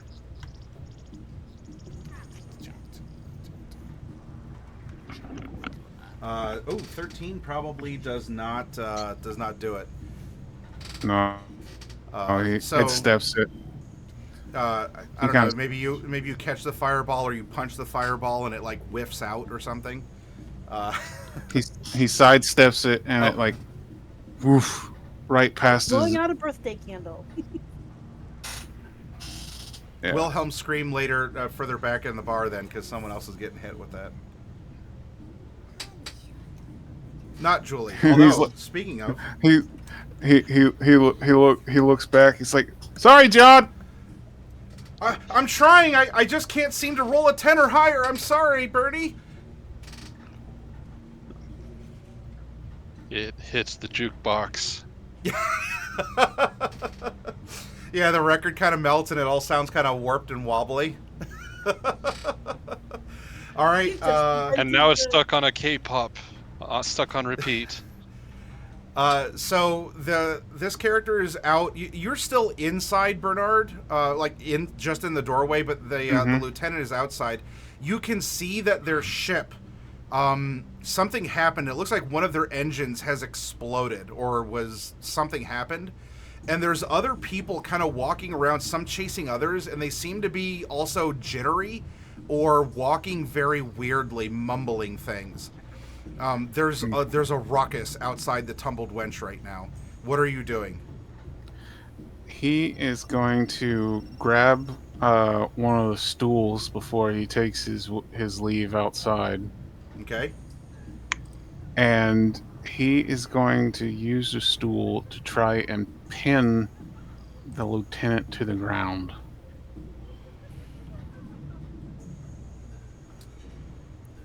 All right. Well,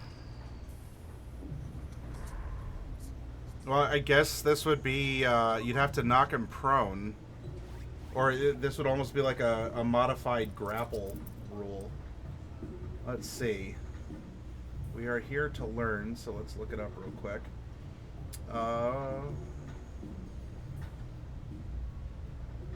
GM's discretion, Great Cat, group challenges. Where? Is there just not a grapple? There's gotta be. Where was I before? I was on like 228 or something like that. Yeah, melee attacks, firearms, line of fire, shove or trip, disarm, grapple. Grappling is an ability contest.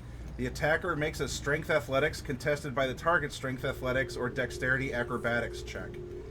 Target chooses which they make. If the attacker wins the contest, the defender is grappled. Conditions in Chapter 8.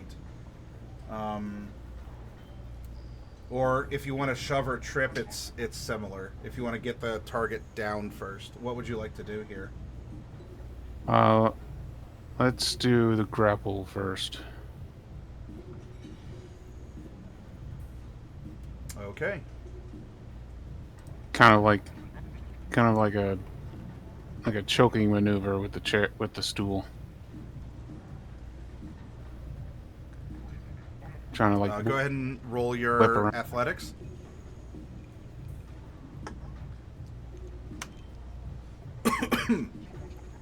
All right, you have this lieutenant grappled.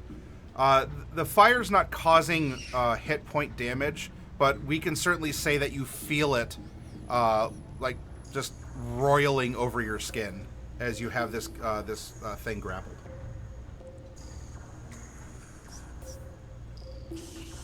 And so it is in conditions is chapter 8.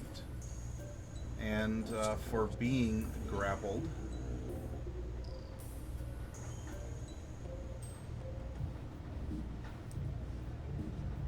grappled characters' speed becomes 0, and they can't benefit from any bonus to their speed. Condition ends if the grappler is incapacitated. The condition ends if an effect removes the grappled character from the reach.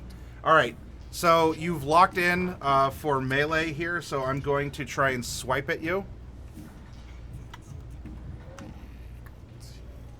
Whoop, that is in the wrong box.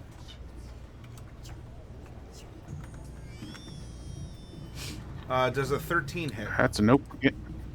That's a nope again. All right. Tries to like, you haven't grappled. One arm kind of comes up and you move your head aside, and you match the weird angle of the other one, and it gives a really weird smile. And now what are you doing? You have it grappled. Are you going to continue the? Do you want to continue the grapple, or what? What do you want to do here? I'm going to continue trying to pin it to the ground. Okay. Still waiting for Birdie. Let's see if that happens, because that happens at the bottom here. Found her. Hold on, I'm rushing up. So it will, with her navigating through people who are fleeing, and there's also a small fire, she can get to you at the beginning of next round. As you want Julie to run the gun out to you, right? Because she has to navigate through things and get Birdie to you.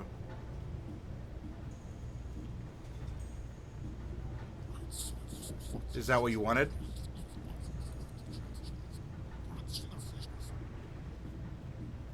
I can't hear you. You might be muted or something happened. Say,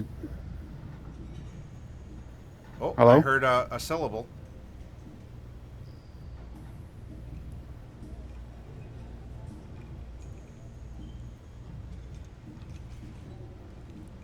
Toss. Ah, okay.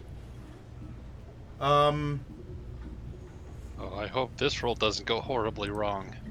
What's the worst that happens by throwing a loaded gun across a busy bar? I don't know, but all of a sudden I'm really curious to find out. Oh wait, that's not the that one's not the 38. What am I missing then? Because I don't. Oh, is that that's the big melee? I don't think she can toss that. True. I don't think she. Yeah, I don't think she can toss that to you. Okay. She can drag it over to you.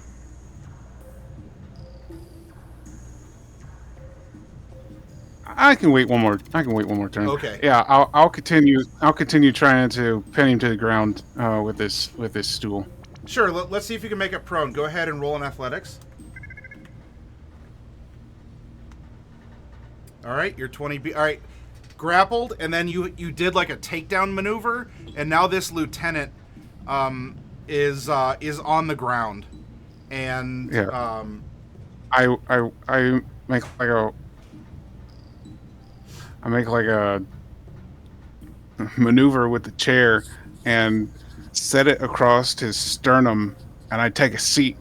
And I say, "You need to relax."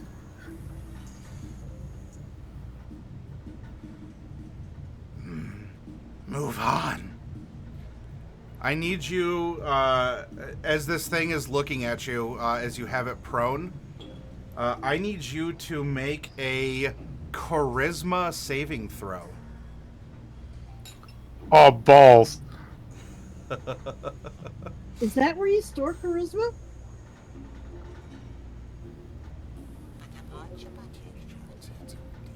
Now, you have inspiration on your sheet if you want to use that up. For otherwise, sure. What's that? Yes. All right, so you can roll a charisma saving throw at advantage, and just and you can click that off your sheet if it's filled in. All right.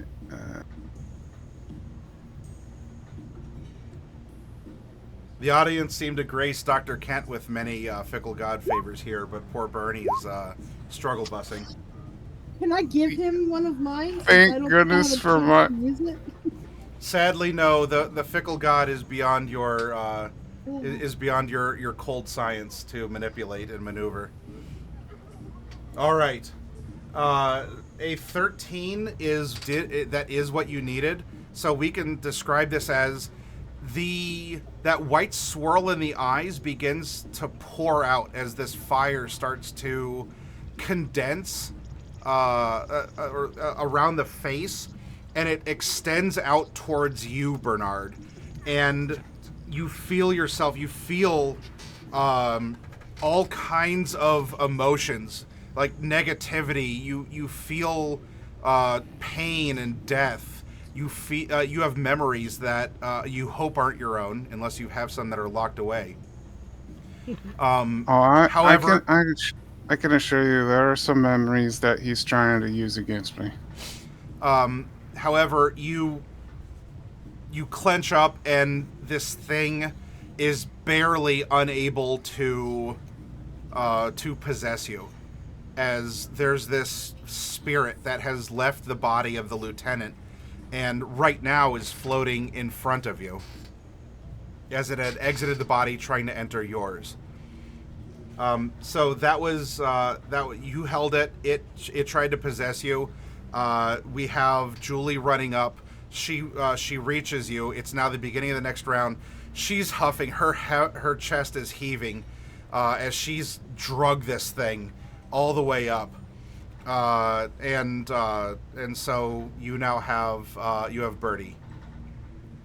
Yeah, he's like, "Thank you, dear," and he grabs it and he hefts it with one hand, and he hefts it with one arm, and he's like, "Finally, an equalizer," and he gives it hopefully a.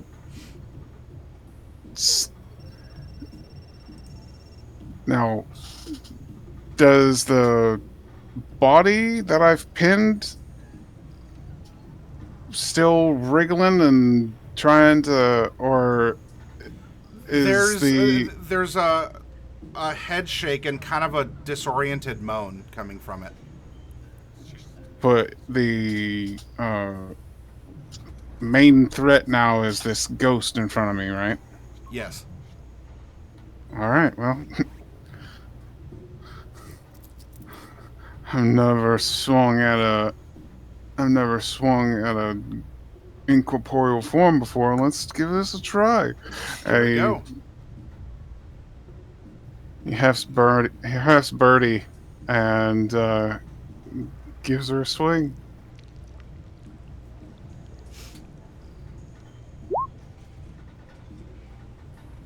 All right.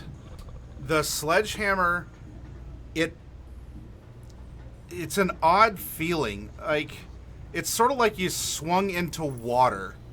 It passes through and thuds right down beside the head of this lieutenant, who gives a whimper. Like, his tail, as a tiefling, like, curls up as you see his glowing yellow eye. He doesn't have pupils, but you know where those eyes are looking. As he just sort of like looks over at the head of this sledgehammer that just crashed down right beside him.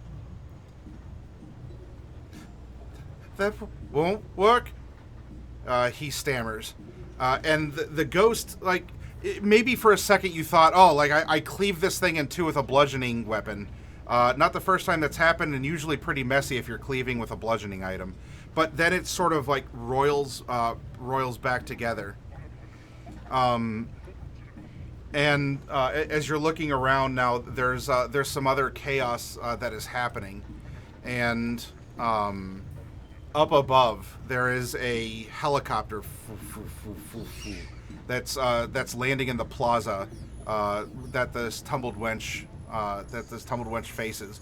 What are you doing now? The lieutenant, the ghost is the ghost is still there. The lieutenant is rather shook. So all this has gone on. We're gonna say it comes back to the top for you, Bernard. Julie she's not like right at your side, but she's there too. If you wanted to tell her to do anything, but what's happening? A helicopter just landed. There's bedlam in the streets, and there's this ghost that looks like it really wants, if not your wife, then maybe your life, since it's very much attracted to you. It's come for your car. Oh, Oh. Yeah, he sees the helicopter and he's like, does he recognize any markings on the helicopter? That maybe that would go a bit into your backstory, and if you've worked with any particularly clandestine organizations or faculties or other innocently, obscurely named things. No. Okay. Yeah. Then you wouldn't recognize He's this only- other he's- than maybe it's the police. I don't know. There's a lot going on. The big spotlight. You have connections with the police. Maybe they're coming in to try and I don't know, get everyone to shoo or whatever. All right. No,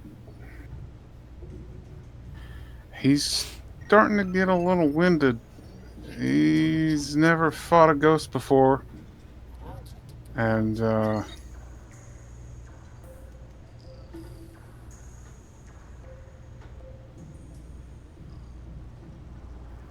he's kind of out of ideas.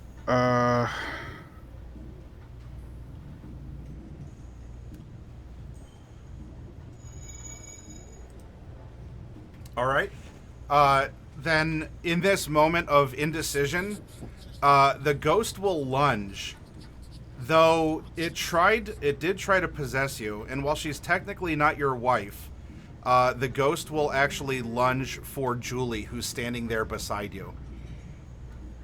You can react in that moment if you wish.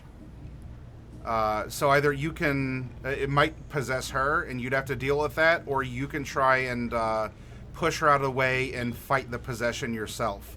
What do you want to do? Yeah, You are a bodyguard. he's protecting Miss Julie. He's doing his job. All right. You jump out of the way. You know, hands extended. The hands get a good handful as she then is bounced out of the way, and the ghost is going to go for you. I want you to make a charisma saving throw. And unfortunately, you do not have any fickle favors or inspiration remaining. Yeah. Though maybe if something badass happens, that inspiration might return. Yeah.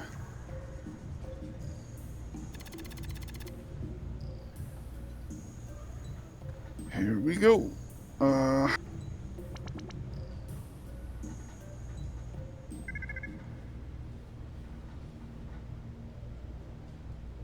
Paul Simons, you can call me Al, playing in the background. It just came up on the jukebox. I prefer weird science. There we go. Roll that charisma save. Ooh, Yo, there we that's go. what we're talking about. So, you are a bit of a bouncer in this case. You bounce Julie out of the way. It's okay. She's got the bumpers to take it, and instead the ghost then tries to go for you. I want you to give me some badass action one-liner as you repel the ghost from taking you over again.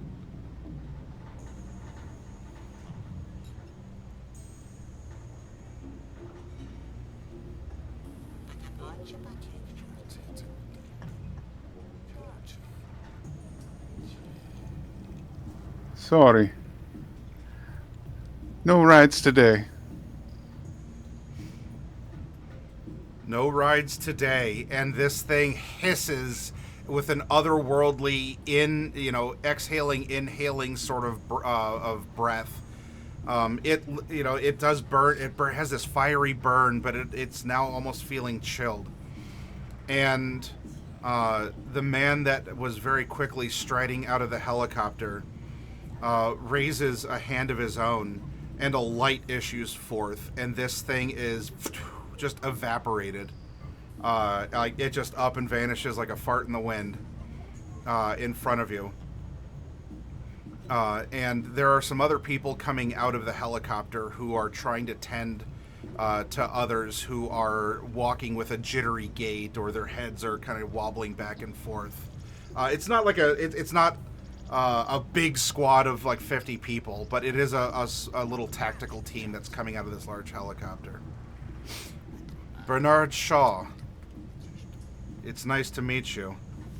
I have use for a man like you, and from my understanding, you are between contracts. One moment.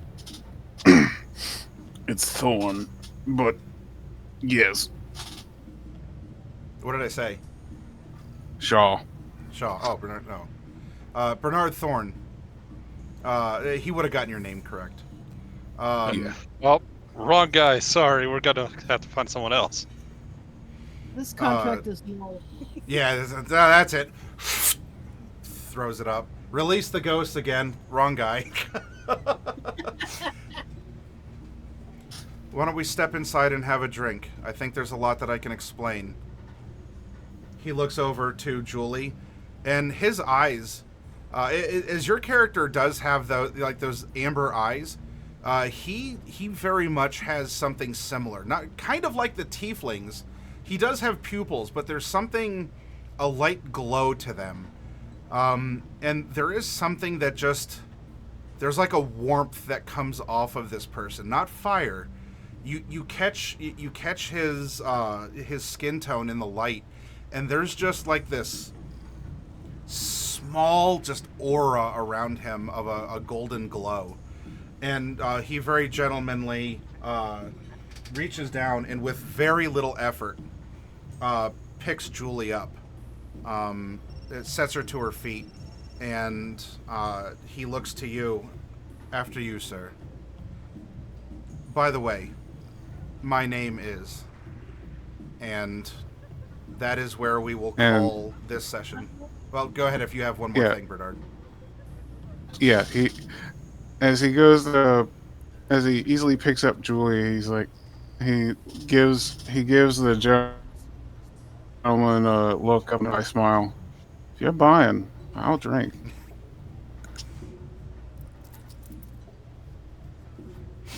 The tiefling lieutenant of the Shadowheart Empire is still kind of pinned to the ground by this stool that you just drove in, like around him, and there's other things that are happening, and that is then where we would have the slow zoom out and the scene would end.